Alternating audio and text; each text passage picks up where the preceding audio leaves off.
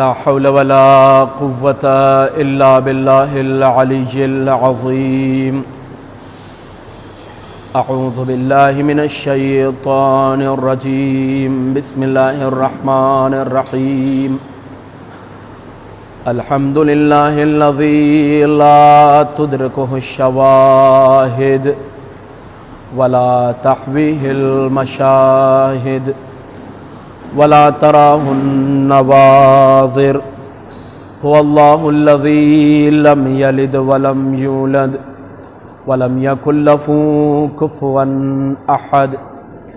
الصلاة والسلام ويخصك بالتحية والإكرام مولى ومولى الثقلين جد الحسن والحسين أبي القاسم محمد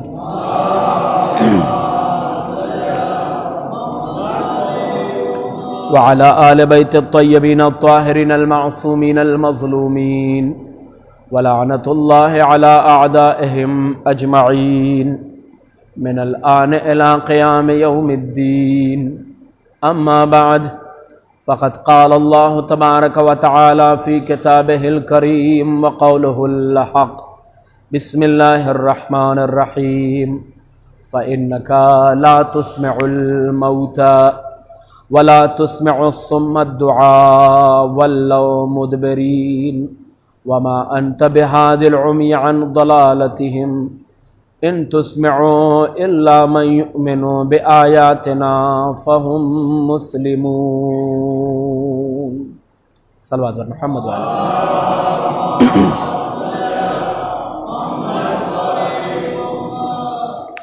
سورہ روم کی اس آیت کے ضمن میں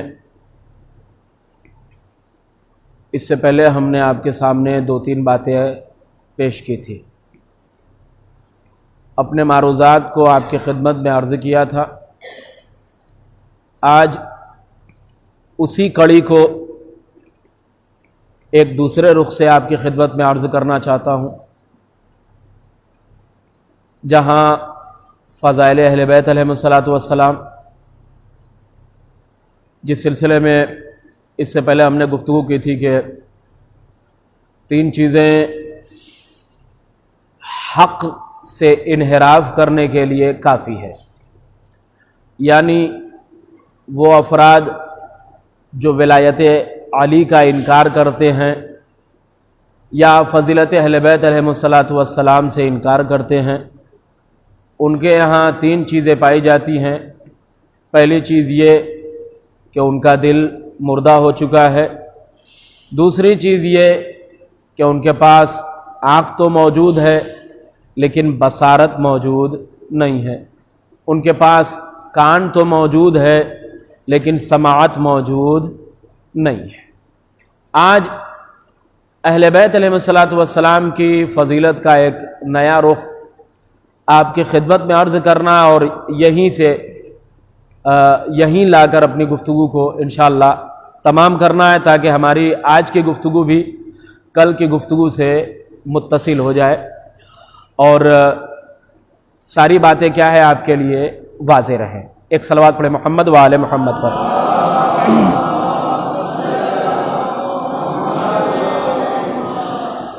قرآن کریم کی اس آیت میں جو 4 گروہ بیان کیا گیا تھا، وہ 4 گروہ اور اس کے بعد جو حصہ ابھی بیان کیا وہ حصے، یہ آپ کی نگاہوں کے سامنے آپ کے ذہنوں میں موجود ہے.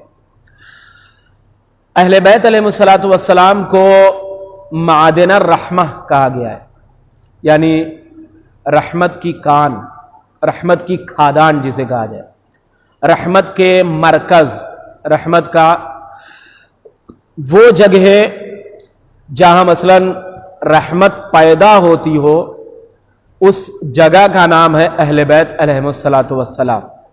ایک صلوات پڑھیں محمد و آل محمد.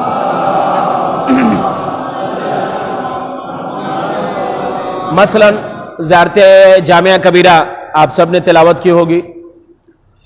السلام علیکم یا اہل بیت النبوہ وموضع الرسالہ ومختلف الملائکہ ومحبط الوحی ومعدن الرحمة وخزان العلم ومنتهى الحلم وأصول الكرم وقادة الأمم وأولياء النعم وعناصر الأبرار ودعائم الأخيار وساسة العباد وأركان البلاد وأبواب الإيمان وأمناء الرحمن وصلالة النبيين وصفوة المرسلين وعترة خيرة رب العالمين ورحمة الله وبركاته اللهم صل على محمد وعلى محمد.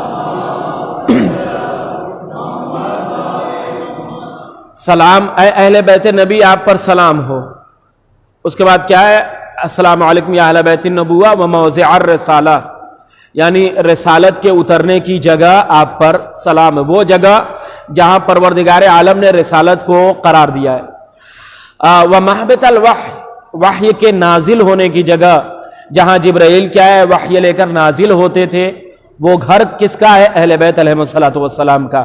اس گھر میں جبرائیل کیا ہے نازل ہوتے تھے. وہ معدن الرحمہ، اور رحمت کی کان یا رحمت کی کھادان، یہی ہمارا موضوع ہے اور اسی کو لے جا کر ہمیں وہاں تک جوڑنا ہے، متصل کرنا ہے.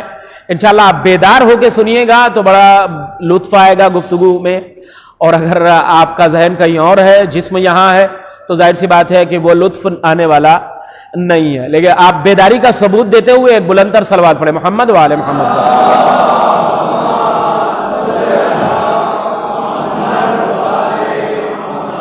اس سے بہتر صلوات پڑھیں محمد وآل محمد پر. اللہم صلی علی محمد.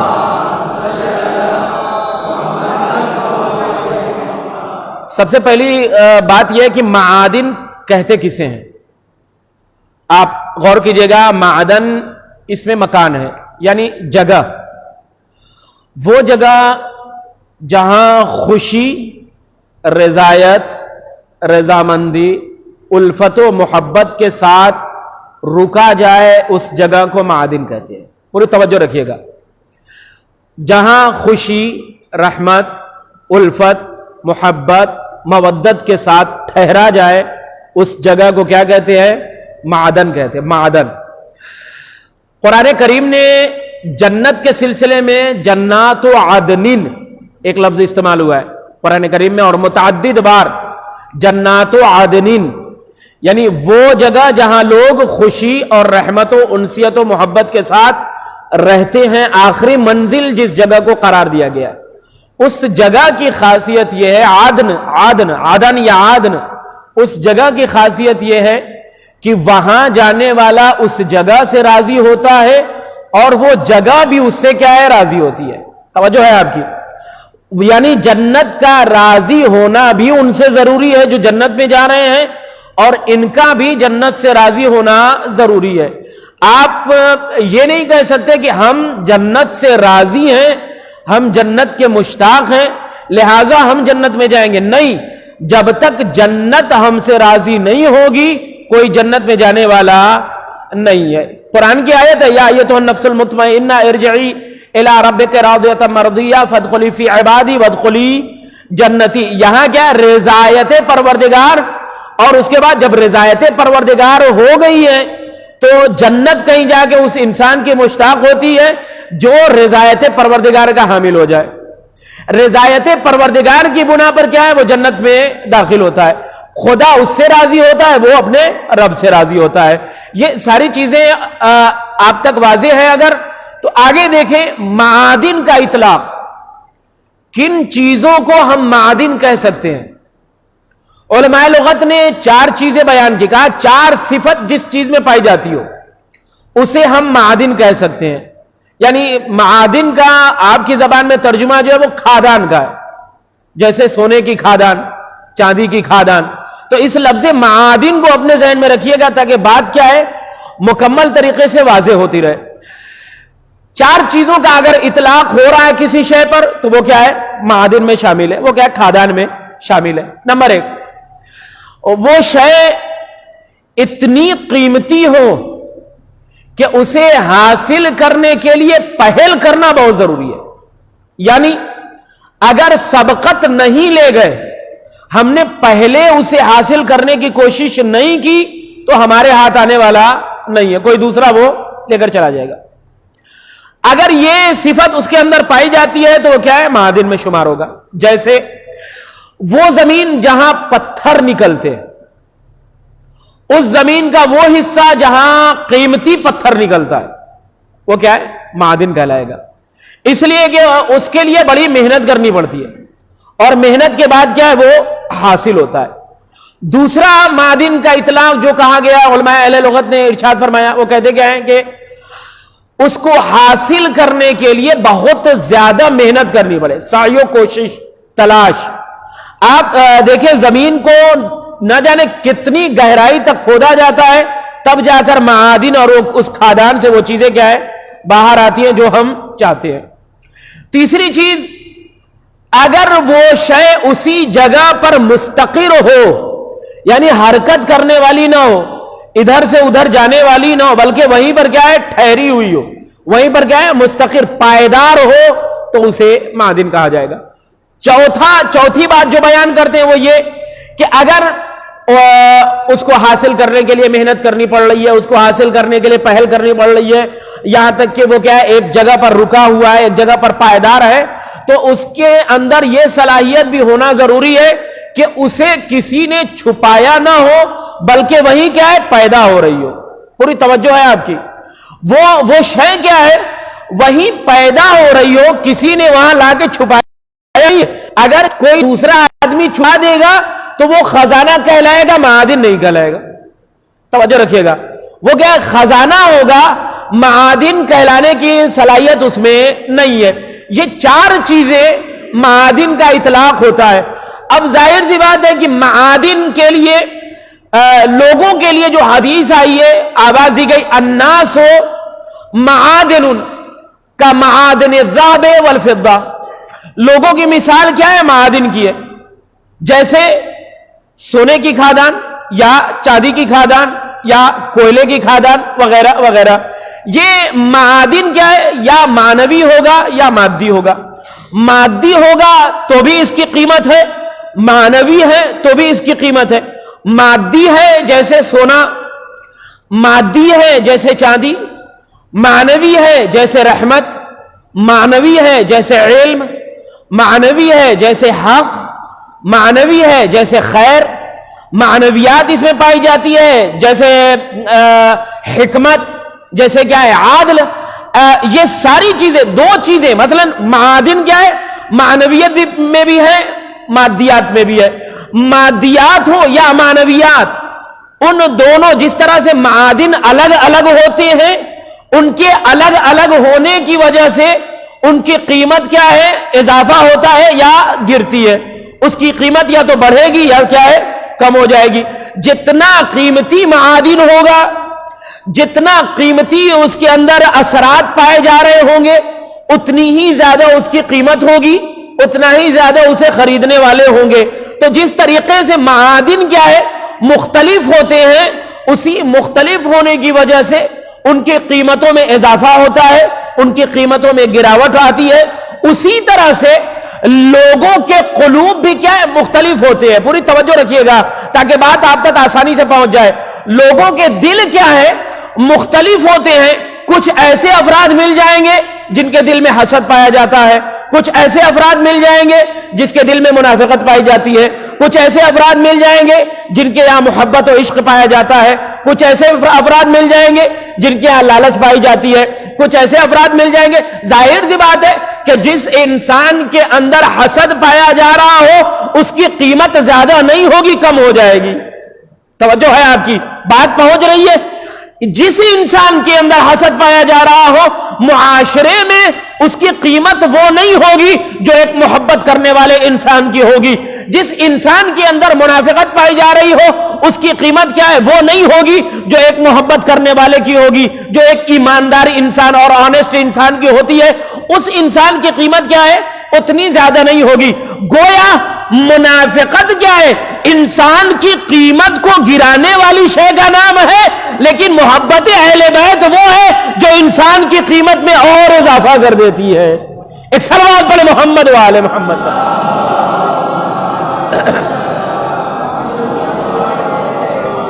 تھک تو نہیں ہے؟ بات واضح ہو رہی ہے. بہرحال تھکاوٹ کا احساس مت کیجیے گا. اس لیے کہ ایک معنوی تصور آپ کی خدمت میں عرض کر رہا ہوں.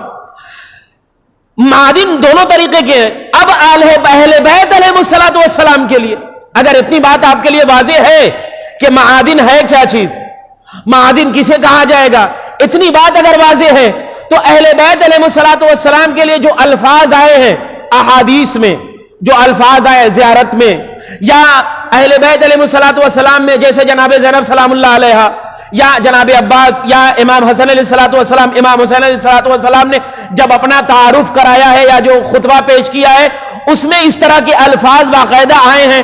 مثلا امام حسین علیہ الصلوۃ والسلام نے آواز دی انا اہل الکرامہ, ہم انا اہل بیت الکرامہ, ہم اہل بیت, ہم بزرگ اہل بیت میں سے ہم ہیں, ہم اہل بیت کرامت ہیں.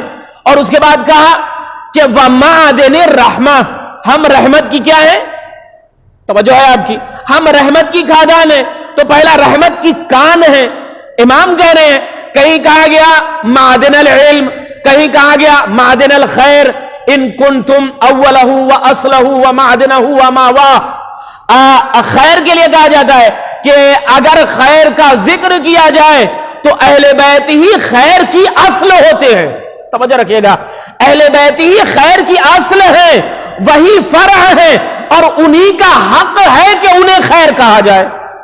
توجہ ہے آپ کی, انہی کا حق ہے. یا معدن الحق, معدن العادل, معدن الحکمہ, معدن الرسالہ, یہ الفاظ کیا ہے احادیث میں اور زیارات میں باقاعدہ طور سے اہل بیت علیہ الصلوۃ والسلام کے لیے استعمال ہو رہے ہیں. سوال یہ پیدا ہوتا ہے کہ اہل بیت معدن رحمت ہیں تو کیسے ہیں؟ پوری توجہ, ایک مثال دے رہا ہوں, بات آپ کے لیے مکمل واضح ہوگی. پانی, سورج, دو تصور آپ اپنے ذہنوں میں رکھیں. پانی ایک ایسا دھاتو ہے جو پوری دنیا کے تمام انسانوں کو سیراب کرتا ہے. کیا آج تک کسی نے دیکھا ہے کہ پانی نے کہا ہو کہ مجھے پینے کے لیے اجرت دینی ہوگی, مزدوری دینی ہوگی, میری قیمت ادا کرنی ہوگی؟ نہیں کہا. بلا کسی مذہب و ملت کی قید کے جو پانی کے سامنے گیا اس نے پانی لیا اور پی لیا, پانی نے کبھی منع نہیں کیا ہے. توجہ رکھیے گا, پانی نے کبھی, یا سورج بلا کسی مذہب و ملت کی قید کے سب کو روشنی دے رہا ہے یا نہیں دے رہا ہے؟ سب کو روشنی دے رہا ہے. پانی سب کو سیراب کر رہا ہے. سورج کیا ہے, سب کو روشنی دے رہا ہے. پانی بھی سب کو سیراب کر رہا ہے, سورج بھی سب کو سیراب کر رہا ہے. پانی نے بھی کسی سے اجرت طلب نہیں کی, سورج نے بھی کسی سے اجرت طلب نہیں کی. اہل بیت علیہ الصلوۃ والسلام رحمت الہی کی جلوہ گاہ ہیں. توجہ رکھیے گا, رحمت الہی کی جلوہ گاہ کون ہے؟ اہل بیت ہے. رحمت الہی کی جلوہ گاہ کا مطلب یہ کہ اب انہوں نے معاشرے میں جب ہدایت کا کام شروع کیا تو کبھی یہ نہیں کہا مجھے اس ہدایت کی اجرت چاہیے. توجہ ہے آپ کی, مجھے اس ہدایت کی اجرت نہیں. جس طرح پانی سب کو سیراب کر رہا ہے, سورج روشنی سب کو دے رہا ہے, اسی طرح مولائے کائنات یا دیگر اہل بیت علیہ الصلوۃ والسلام انہوں نے لوگوں کو تبلیغ کی بغیر کسی اجرت کے. آواز آئی ان اجریا الا علی اللہ, ہماری اجرت کس کے پاس ہے؟ فقط پروردگار عالم کے پاس ہے. انہوں نے عبادت کی تو تاجروں جیسی عبادت نہیں کی کہ مثلا نماز میں فائدہ ہے کہ جنت میں پہنچ جائیں گے اس لیے عبادت کر رہے ہیں, اور یا جہنم کے خوف سے, جہنم سے دوری کے لیے مثلا نماز پڑھ. نہیں, ان کی عبادت بھی کیا ہے؟ تاجرانہ نہیں تھی. ان کی اطاعت بھی کیا ہے؟ تاجرانہ نہیں تھی. ان کی ہدایت بھی کیا ہے؟ تاجرانہ نہیں تھی. بلکہ ایک ہی لفظ, ایک ہی جملہ, ان اجریا الا علی اللہ, ہماری اجرت کس کے پاس ہے؟ فقط پروردگار کے پاس ہے. ہماری اجرت کس کے پاس ہے؟ فقط پروردگار کے پاس ہے. دعائے کمیل کا جملہ فہبنی یا فلئن سیرتنی للعقوبات ما اعدائک وجمعت بینی وبین اہل بلائک وفرقت بینی وبین احبائک واولیائک فہبنی یا الہی فکیف اصبر علی عذابک فکیف اصبر علی عذابی. اے پروردگار, امام آواز دے رہے اس جملے کے سلسلے میں, اے پروردگار اگر تو اپنے اور ہمارے درمیان میں جدائی ڈال دے, اپنے اور اپنے محبوں کے درمیان اور ہمارے درمیان جدائی ڈال دے, اور ہمیں ان لوگوں کے ساتھ اکٹھا کر دے جو کیا ہے تیرے عذاب والے ہیں، تو بھی پروردگار ہم تیرے عذاب کو برداشت تو کر لیں گے، لیکن تیری جہنم کی آگ کو برداشت تو کر لیں گے، لیکن پروردگار تیری جدائی کو برداشت نہیں کرنے والے، پوری توجہ رکھیے گا، شاید کوئی بات آپ تک مکمل واضح ہو، پوری توجہ رکھیے گا، شروع سے لے کے ابھی تک یہاں تک میں نے بڑی محنت کی ہے، خون جگر پیش کر رہا ہوں آپ کے سامنے۔ امام آواز دے رہے، پروردگار اگر تو جمع کر دے گا دوزخیوں کے درمیان ہمیں اور اپنے اور ہمارے دوستوں کے درمیان کیا جدائی ڈال دے گا، تو پروردگار تیرے عذاب پر صبر کر لیں گے، تیری جہنم کی آگ پر صبر کر لیں گے، لیکن تیری نظر کرامت کے بدل جانے کو صبر نہیں کریں گے۔ پروردگار تیری جدائی کو ہم صبر کرنے والے نہیں ہیں۔ گویا اہل بیت اور مولا بتانا چاہ رہے، اے پروردگار ہمارے تمام کے تمام اعمال فقط تیری رضایت کے لیے، توجہ رکھیے گا، پروردگار ہمارے سارے کے سارے اعمال فقط تیری رضایت کے لیے ہے۔ اب اس کے بعد قرآن نے مہر لگا دی، انما نطعمکم لوجہ اللہ لا نرید منکم جزاء ولا شکورا۔ اے پروردگار ہم جو یہ اطعام کر رہے ہیں، ہم جو یہ کھانا کھلا رہے ہیں، تو اس سے ہمارا مقصد یہ نہیں ہے کہ یہ لوگ ہمارا شکریہ ادا کریں، ہم ان سے جزا لیں۔ جب یہ بات واضح ہو گئی ہے تو اب ایک آیت نازل ہوئی، وَمِنَ النَّاسِ مَن يَشْرِي نَفْسَهُ ابْتِغَاءَ مَرْضَاتِ اللَّهِ۔ کچھ لوگ ایسے ہیں جو پروردگار سے اس کی مرضی خریدنے والے، توجہ رکھیے گا، پروردگار سے اس کی مرضی خریدنے والے۔ تو اب اس کے بعد جس کے پاس خدا کی رحمت ہوگی، وہ خدا کی مرضی ہوگی، وہ رحمت کا مرکز بھی ہوگا، وہ عدل کا مرکز بھی ہوگا، وہ خیر کا مرکز بھی ہوگا، وہ خیر کا چمن بھی ہوگا، اس کے یہاں علم بھی پایا جائے گا، وہ ساری چیزوں کا مرکز ہوگا۔ تو اے مسلمانوں، اب اگر تم اس بات کو اچھے سے پہچان رہے ہو تو جان لو، اہل بیت سے دوری کا مطلب یہ ہے حق سے دور ہونا، اہل بیت سے دوری کا مطلب یہ ہے رسالت سے دور ہونا، اہل بیت سے دوری کا مطلب یہ ہے عدل سے دور ہونا۔ اگر تم چاہتے ہو کہ پروردگار بھی مل جائے، رسالت بھی مل جائے، حق بھی مل جائے، عدل بھی مل جائے، تو علی کے دروازے پر آنا ہوگا۔ اسی کا دروازہ عدل کا مرکز بھی ہے، رحمت کا مرکز بھی ہے۔ صلوات پڑھیں محمد و آل محمد۔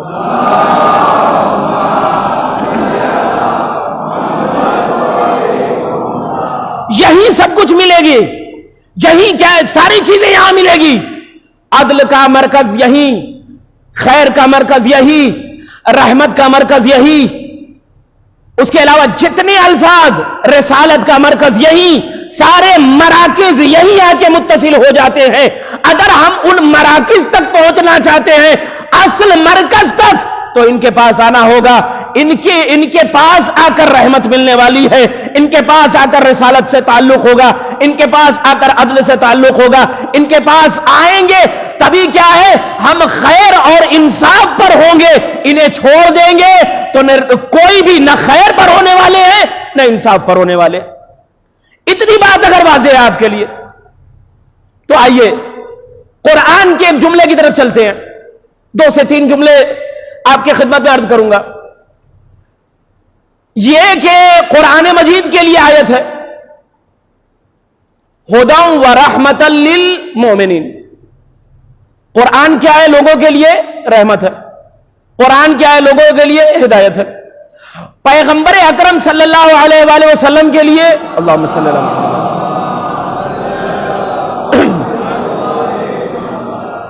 ان کے لیے آواز ہے، قرآن نے کہا رحمت للعالمین۔ پوری توجہ رکھیے گا، عالمین کے لیے رحمت۔ کون؟ پیغمبر اسلام۔ اہل بیت کے لیے کیا آیا؟ معدن الرحمہ، رحمت کی خادان، رحمت کا مرکز۔ والرحمت الموصولہ، توجہ ہے آپ کی، 3 چیزیں ہیں، یا یہ کہا جائے جسم 3 ہے مگر سلسلہ ایک ہے۔ توجہ ہے آپ کی، کاش میری بات واضح ہو۔ جسم 3 ہے، سلسلہ کیا؟ ایک۔ قرآن کے لیے کہا گیا وہ بھی رحمت ہے، پیغمبر کے لیے کہا گیا وہ بھی رحمت ہے، اہل بیت کے لیے کہا گیا معدن الرحمہ، یعنی تینوں کے درمیان کامن چیز یہ ہے کہ تینوں رحمت ہے۔ توجہ رکھیے گا، تینوں رحمت ہے۔ اصل مسئلہ یہ ہے کہ یہاں جسم یقیناً تین الگ الگ ہیں مگر روح تینوں میں ایک ہوئے. جسم الگ الگ مگر تینوں ایک کیسے؟ قرآن مخصوص ہے پیغمبر اسلام سے، اہل بیت مخصوص ہے پیغمبر اسلام سے. پوری توجہ رکھیے گا، اہل بیت بھی مرکز رحمت ہے، قرآن بھی رحمت ہے، پیغمبر بھی رحمت ہے. تینوں رحمت، تینوں کے درمیان بڑی ہم آہنگی پائی جا رہی ہے بہت زیادہ.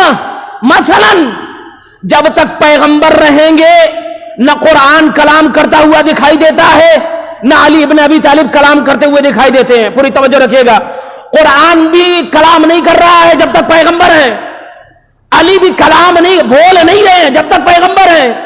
مگر یہ کہ جب پیغمبر کا حکم ہوتا ہے تو علی بھی بولتے ہیں، قرآن بھی بولتا ہے. توجہ رکھیے گا، جب تک پیغمبر زندگی کو آگے بڑھائیے، جب تک علی زندہ ہیں، جب تک علی باحیات ہیں، نہ قرآن کچھ بول رہا ہے نہ امام حسن بول رہے ہیں. جب تک میرا مولا حسن ہے اس وقت تک نہ قرآن کچھ بول رہا ہے نہ حسین کچھ بول رہے ہیں. کوئی یہ ہم آہنگی دیکھیے کتنی ہم آہنگی پائی جاتی ہے. لیکن ہاں ایک مرحلہ ایسا آیا جہاں یہی ہم آہنگی اتنی زیادہ روحانیت میں تبدیل ہو جاتی ہے کہ جب حسین کربلا میں آ گئے ہیں، سر و تن میں جدائی ہو گئی ہے، تو اب نوکے نیزہ پر قرآن بھی بول رہا تھا، ہتھکڑیوں میں میرا مولا سجاد بھی بول رہا تھا. صلوات پر محمد وآل محمد پر.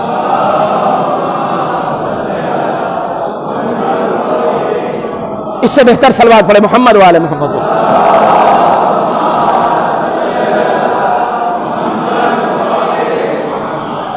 آخری گفتگو تتمہ کلام میں یہ رحمت کی جو بات ہو رہی ہے، کسے شامل کیا جائے گا رحمت میں؟ مثلا معدن الرحمہ کی بات ہو رہی ہے، اہل بیت معدن الرحمہ ہے. کون کون اس میں شامل ہوگا؟ معدن الرحمہ کے ضمن میں کتنے افراد آئیں گے؟ کن افراد کو شامل کیا جائے گا؟ اہل بیت کا خانوادہ کوئی چھوٹا خانوادہ تو نہیں ہے، ایک بڑا خانوادہ ہے اہل بیت کا. پوری توجہ رکھیے گا، بس 2 جملے میں اپنی گفتگو تمام کروں گا. اہل بیت کی کون سی فرد رحمت میں شامل ہوگی؟ مرکز رحمت میں آواز آئی اہل بیت کی وہ فرد مرکز رحمت میں شامل ہو جائے گی جن کی سیرت پیغمبر اسلام سے ملتی ہو، جن کا کردار پیغمبر سے ملتا ہو. اگر کردار پیغمبرانہ ہے تو معدن رحمت میں شامل. مثال لے لیجئے ایک اہم سی بات، اگر کردار پیغمبرانہ تو معدن رحمت میں شامل جناب فاطمہ شریک کار رسالت ہیں، اس لیے معدن رحمت قرار پائیں گی. جناب زینب شریک کار امامت ہے، اس لیے معدن رحمت میں شامل ہوں گی. ایک صلوات پر محمد وآل محمد پر.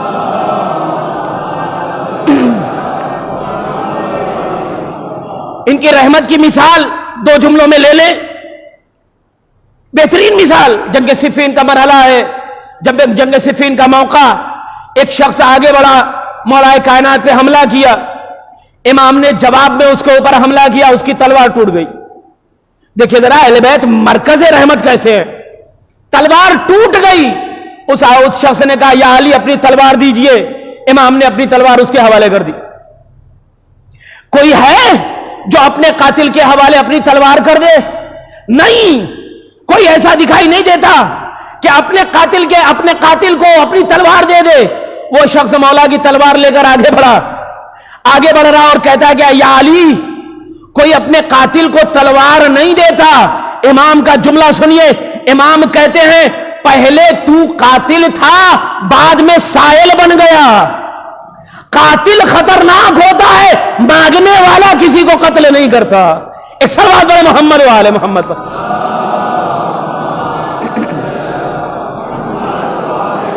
یہ ان کے اندر رحمت جو وجود میں ہے، رحمت کا وجود ان کے اندر، رحمت ان کے یہاں پیدا ہوتی ہے، رحمت ان کے یہاں پائی جاتی ہے.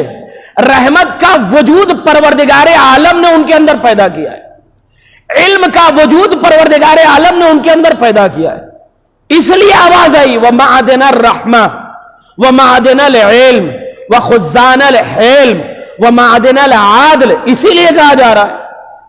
اب اہل بیت کی صرف وہی فرد اس میں آئے گی جس کی سیرت کیا ہے، وہاں تک پہنچ جاتی ہو۔ ابتدا سے انتہا تک آپ دیکھ لیجئے، یہاں تک کہ وقت کا امام جس کا نام بھی پہلے پر ہے، جس کا لقب بھی پہلے پر ہے، جس کا کردار بھی پہلے جیسا، جس کی گفتار بھی پہلے جیسی، تو اس وقت جو امام پردہ غیب میں ہے وہ ہمارے لیے بھی رحمت ہے، دوسروں کے لیے بھی رحمت بنا ہوا ہے۔ ایک اور صلوات پڑھے محمد والے محمد۔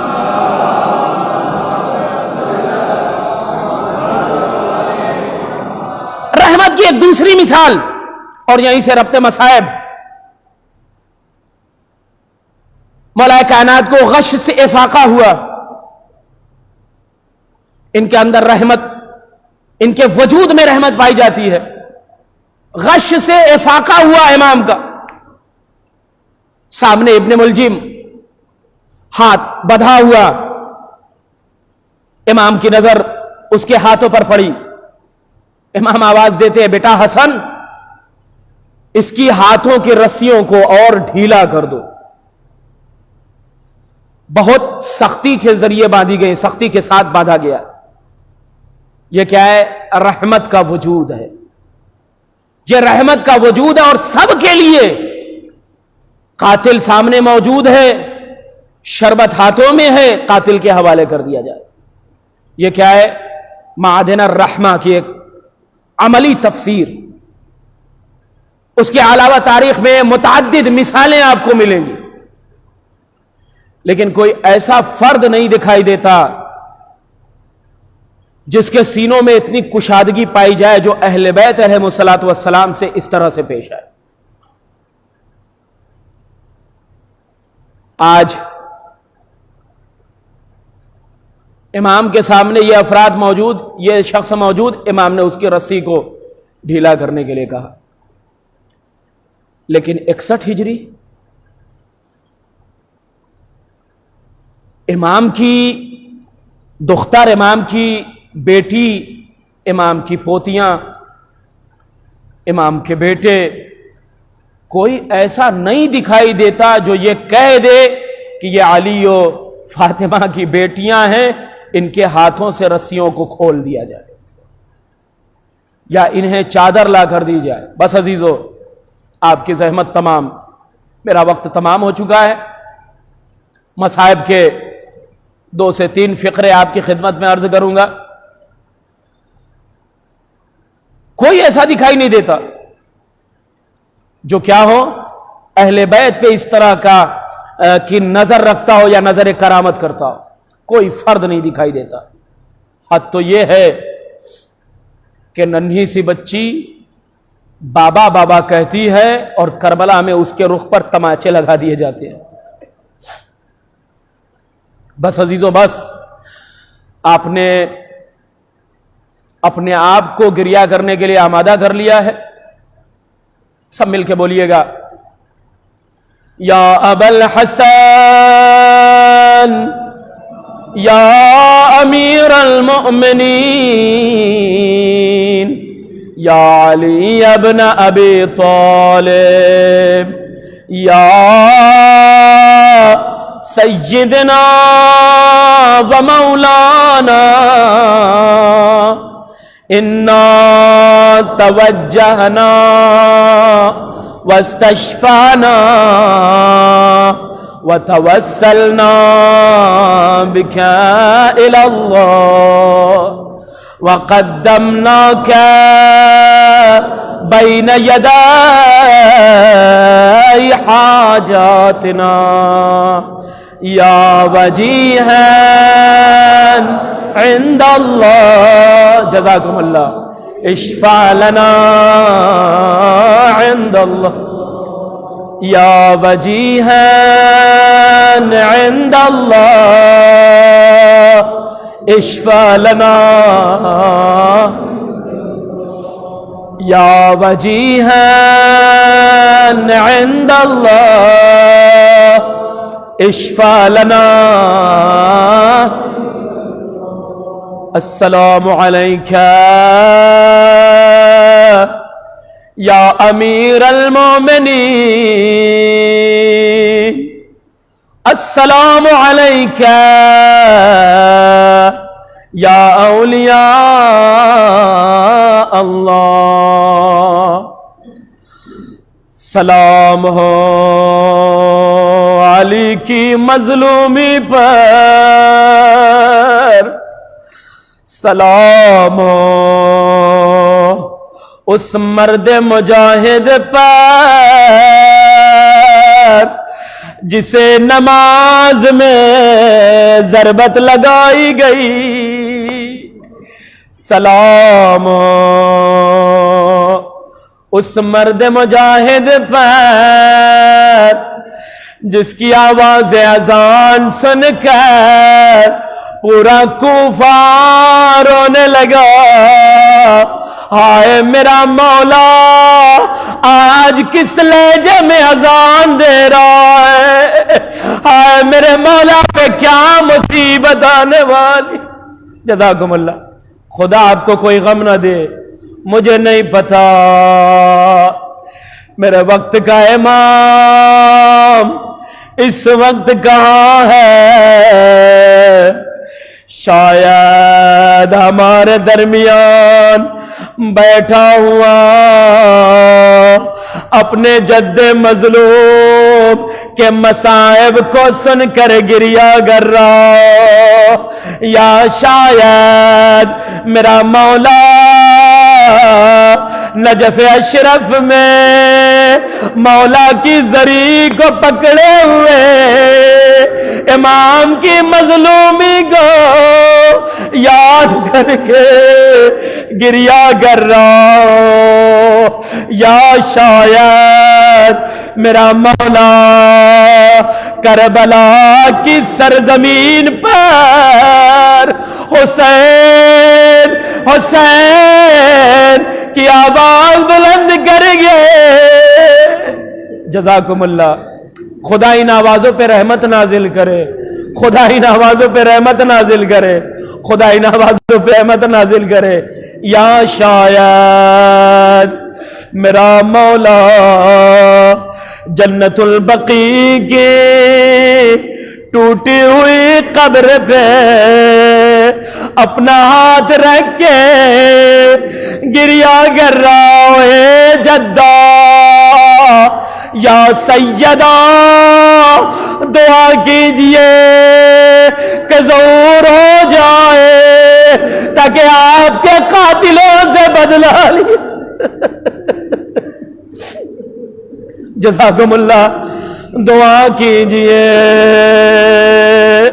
تاکہ اپنے بابا کے قاتلوں سے بدلہ لیا جا سکے ہاں عزیزو میرا مولا کو ضربت لگی اذان نماز کے عالم میں امام کو گھر میں لایا گیا طبیب کو بلایا گیا طبیب حاضر ہوا اور اس کے بعد امام کے زخم کو دیکھا فوراً آواز دی بچنے کی کوئی امید نہیں کوئی امید نہیں ہے ہاں ایک طریقہ ہے اگر علی کو دودھ پلایا جائے تو ہو سکتا ہے زخم میں افاقہ ہو جائے روایت نے عجیب عجیب جملے لکھے عزیزوں بس دو جملہ کہوں گا میں آپ کی خدمت میں عرض کروں گا بہت گریہ کریں گے عزیزوں بہت گریہ کریں گے ایک مرتبہ طبیب نے یہ جملہ کہا نا روایت لکھتی ہے کہ دروازے پہ دستک ہوئی علی کے مولا کے دروازے پر ایک دستک ہوئی میرا مولا حسن دروازہ کھولا کیا دیکھتے خاتون اپنے ہاتھوں میں کاسا لیے اس کاسے میں دودھ لیے کہنے لگی میں ایک بیوہ جسے علی نے پناہ دیا تھا، روزانہ میرے پاس اونٹنی موجود ہے، روزانہ اونٹنی کا دودھ نکال کر میں فروخت کرتی ہوں، اس کے بعد اسی کے ذریعے اپنے بچوں کو کھانا کھلاتی ہوں۔ عجیب جملہ تھا عزیزو، میرا مولا گریہ کرنے لگا۔ ایک مرتبہ وہ خاتون کیا کہتی ہے، اے مولا حسن، آج صبح جب میں دودھنی کا اونٹ نکالنے گئی، میرے دونوں بچے میرے پاس آئے، میرا پاؤں پکڑ کے کہنے لگے، اے اماں آج دودھ مت بیچنا۔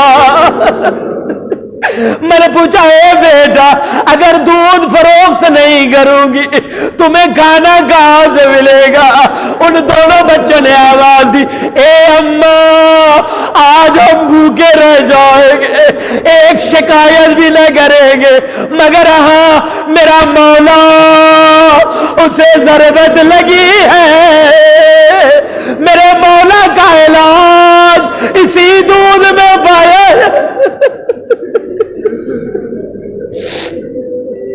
جزاکم اللہ، خدا آپ کو کوئی غم نہ دے سوائے غم مظلوم کربلا کے۔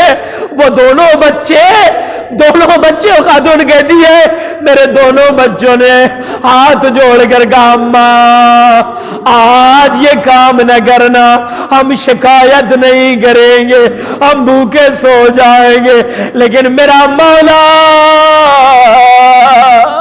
ہائے مولا، میرا مولا حسن اپنے بابا کے پاس آئے، بابا کوفے کے بچے کاسا ہاتھوں میں کاسا لیے ہوئے، اس کاسے میں دودھ ہے۔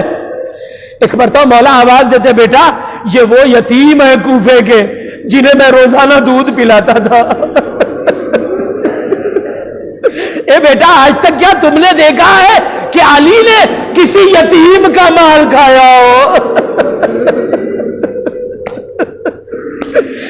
اے بیٹا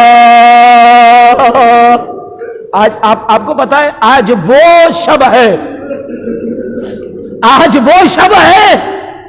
جب پہلی مرتبہ زندگی میں میرا مولا اتنا کمزور ہو گیا کہ مغرب کی نماز بیٹھ کر پڑھ رہا تھا۔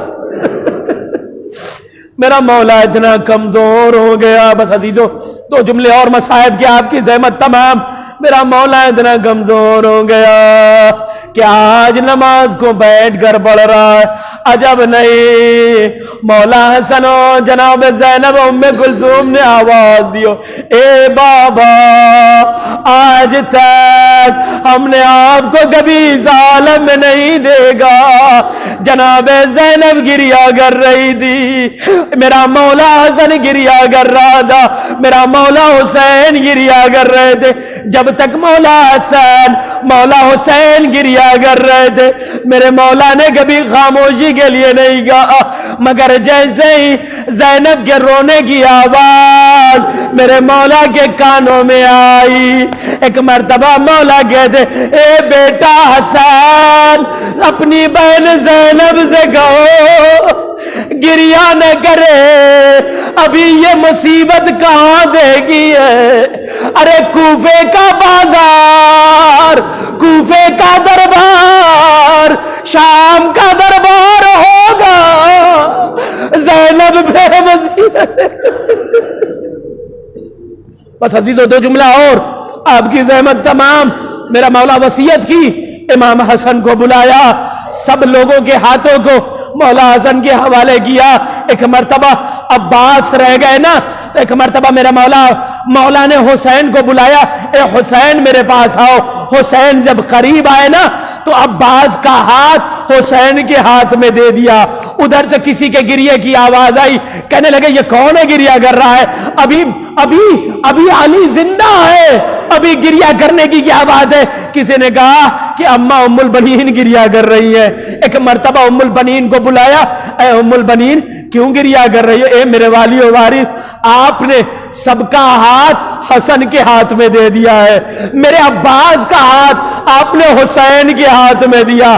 عجیب جملہ میرے مولا کا، اے ام البنین میں نہیں رہوں گا مگر تو رہے گی، حسین یہ ہاتھ نماز کے حسین پر قربان ہونے کے لیے. بس آخری جملہ عزیزو، میرے مولا نے حسین کو قریب بلایا. بس آخری جملہ، جتنا گریہ کر سکتے ہو گریہ کر لے. میرے مولا نے میرے مولا حسین کو قریب بلایا. کہتے کیا بیٹا میرے قریب آؤ، اتنے قریب آؤ کہ آپ کا کان میرے ہونٹوں کے قریب رہے. میرا مولا حسین قریب تر آ گئے، اتنے قریب کہ اب کسی کو کوئی سنائی دینے والا نہیں ہے. امام نے وصیت کی مولا حسین سے، پوری زندگی سوال ہوتا رہا حسین سے کہ اے بھیا حسین، بابا نے آخری وقت میں کیا وصیت کی تھی؟ اے بھیا حسین، بابا نے آخری وقت میں کیا وصیت کی تھی؟ بھیا بتاؤ. آخری وقت میں مولا نے کبھی جواب نہیں دیا. کسی نے کہا اے بھیا حسین، کیا اس وصیت کو اسی طرح قبر میں لے کر جاؤ گے؟ امام نے کہا نہیں، جب اس کا وقت آئے گا تو یہ وصیت بھی ہم بیان کر دیں گے. عجب نے ایک مرحلہ بڑا عجیب و غریب کربلا میں آیا. راوی لکھتا ہے میرا مولا حسین جب رخصت کے لیے خیمے میں آئے، ایک مرتبہ زینب بن دہلی سے کہتے اے بہن زینب، حسین آخری رخصت کے لیے آیا ہے. ایک مرتبہ شہزادی زینب آگے بڑھی. اب میرا مولا آواز دی کہنے لگے اے بہن زینب، ہمیشہ پوچھا کرتی تھی کہ بابا نے آخری وقت میں کیا وصیت کی تھی. اے شہزادی، اپنے بازو سے چادر کو ہٹائیے، میں ذرا بازوؤں کا بوسہ لے. ایک مرتبہ میرا مولا زینب کے بازوؤں کا بوسہ لینے لگا. زینب آواز دے دی اے بھیا یہ کون سا وقت ہے؟ ایک مرتبہ شہزادی زینب نے آواز دی اے بھیا حسین، اپنا گلا ذرا میرے پاس لائیے. ایک مرتبہ میرے مولا حسین کے گلے کو شہزادی نے چومنا شروع کیا. آواز دی اما زہرا.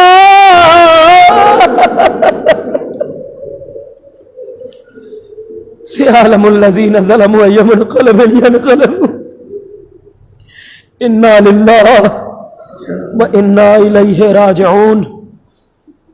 رضا بقضائہ و تسلیما لامرہ.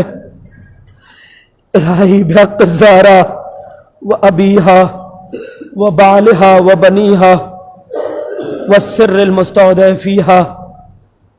پروردگارہ تجھے محمد و آل محمد کا واسطہ ہماری اس مختصر سی عبادت کو قبول فرما. پروردگارہ جو پریشان حال ہے ان کی پریشانیوں کو دور فرما، جو مقروض ہیں ان کے قرضوں کو غیب سے ادا فرما، جو بیمار حال ہے انہیں شفائے کامل و عاجل عطا فرما. پروردگارہ تجھے محمد و آل محمد کا واسطہ پورے جہان سے کرونا وائرس جیسی بیماری کو نیست و نابود فرما. پروردگار تمام مومنین کی حفاظت فرما. پروردگار ہم سب کو حج و زیارات سے مشرف فرما. پروردگارہ تجھے محمد و آل محمد کا واسطہ ہمارے بچے بزرگوں اور نوجوانوں کی حفاظت فرما. پروردگارہ تجھے محمد و آل محمد کا واسطہ ہم سب کے گناہان صغیرہ و کبیرہ کو معاف فرما. امام زمانہ کے ظہور میں تعجیل فرما. ہم سب کو ان کے اعوان و انصار میں شمار فرما. ربنا تقبل منا انک انت السمیع العلیم. ماتم حسین.